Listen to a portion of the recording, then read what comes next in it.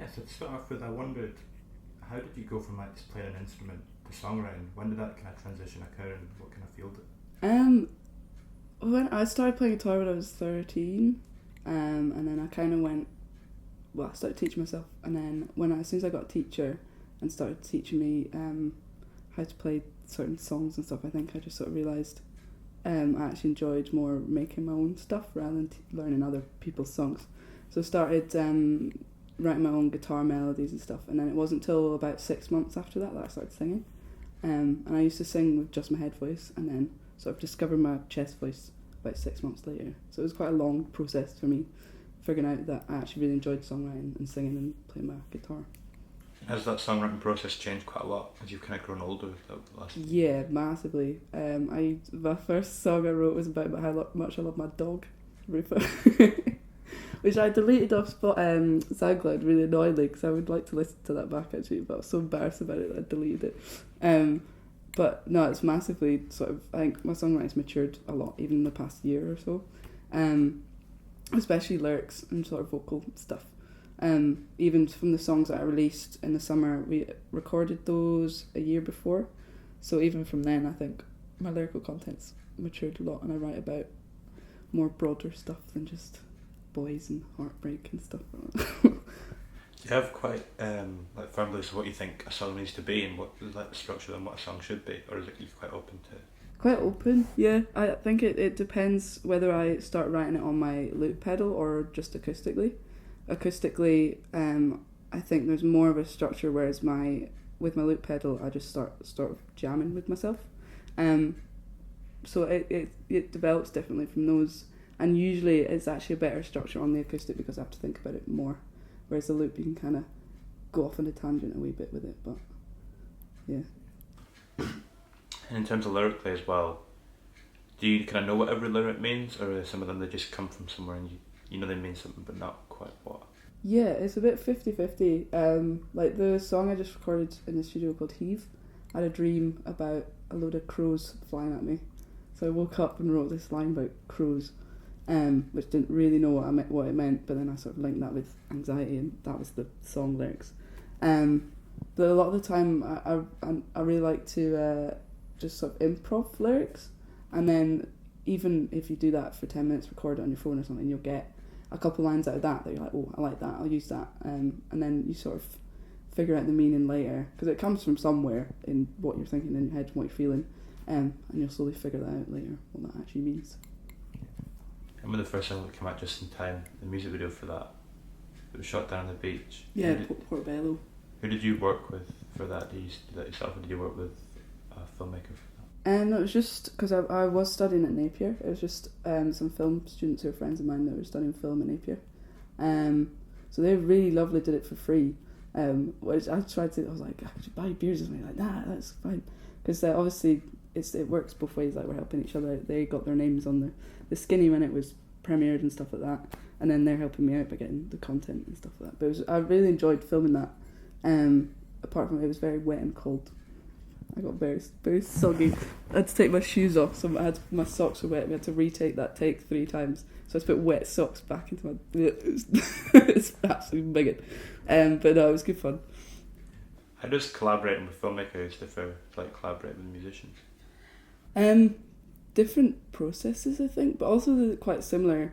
In terms of like if you're writing a song and if you're planning a video, or if you've got a video idea and then it's developing that, it's the same as like you've got a song idea and you develop that. But it's a lot more strategic, I think, working with filmmakers, because if you've got 5 people working on a video, you've got 5 people to organise, as well as like location, time, getting all those people to the right place, everyone having like a consensus on an idea and everyone liking it, and then you've got the editing process after that as well. So I think it's a lot more strategic, which is good, actually, working with filmmakers and the musicians. Yeah. In terms of your music, do you write all the parts yourself for all the different instruments, or do you have people come in? For my show, like my live stuff, it's all my stuff. But then when we went into the studio last time, we had Louise from Goodnight Louisa. She did a bit of guitar on that, and some synthesizer, because I'm not very good at piano and keyboard stuff. So Louise is really good. And then we got Mikey from Man and Moon to do drums. And then Rod, who owns Post Electric, he did the bass. But I think I could probably do a bass part, but I trust Rod. He knows what he's doing, so I'll just leave it to him, and it ends up sounding good, so it's fine. Yeah. What was the atmosphere like in the studio working on that first single with Rod? It was great. I was really nervous because like my first time going into a big studio, because it's a pretty impressive studio. You go in, he's got instruments and pedals like all over the walls, like a kid in a sweet shop going around. But no, after the first, because we were in there for 3 days, we had a pre-production day and then 2 days recording. So the first day was good to sort of just kind of get into the swing of things, and then after that it was really good fun. You just spend 3 days in this like bubble of creating stuff that you love doing, so it was really good fun. Did the processes differ for each one, or was it quite similar in each four? It was a lot different this time because it was just me and Paul, who's in Wolf Note and Dark Jokes, to Edinburgh bands. He was doing drums this time, so it's just the three of us. So I think my creative input was a lot larger on those, and because I've got more confident with being in the studio and stuff, I think it was more easy for me to say exactly what I wanted and put my foot down when I didn't like something and change it, which was good for me because now the song that we've recorded I'm really proud of.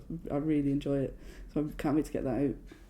Yeah, and in terms of atmosphere that we're kind of speaking about in the studio, when you're writing the songs, do you need to have a certain atmosphere? Do you need to be in a certain headspace to come up with lyrics and things, or? It depends, yeah. I go through like spurts of creativity, and I'll have like a month where I'm just constantly writing stuff, and it's usually, I find it quite hard if other people are in that space to write lyrics especially. So I'll write lyrics when I'm on my own. Most of the time it's very late at night, so it's like between that waking and sleeping period. That's why I keep a notebook by my bed, because I'll be in that like stage between being asleep and being awake, and then I'll think of a line or something that's just come from somewhere, I don't know, and then write that down. But yeah, in terms of like making the music, I can quite happily do that with other people. I really enjoy writing with other people, especially like joining Spine. It's been really good fun to have that insight into what writing as a band's like, and with other creatives and musicians. Yeah. Have you learned things from like Spine on stage that you've then carried into? Yeah, I've got a lot more confident actually. It's been really good for my confidence on guitar and like stage presence, that sort of thing, because the focus is on the singer most of the time in a band, so I can just sort of relax a bit more, and I don't have to do the stage chat in between, which I find quite difficult on my solo stuff. It's taken me a long time to sort of get used to, and not sort of cringe at myself after a show and be like, why did I say that?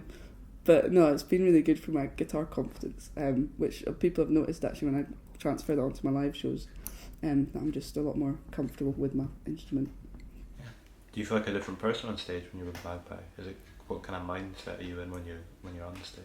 Yeah, it's I feel actually more I feel more confident singing than I do talking. I'm quite like a nervy person talking, but then when I'm singing, it's like I can just fully express myself, and then people are there to listen to you, so you've got their attention, so you can sort of just be yourself, and people hopefully like it, and if they do, they seem to like it, which is good. So it's reassuring, and it just builds your confidence each time you do a show, more and more.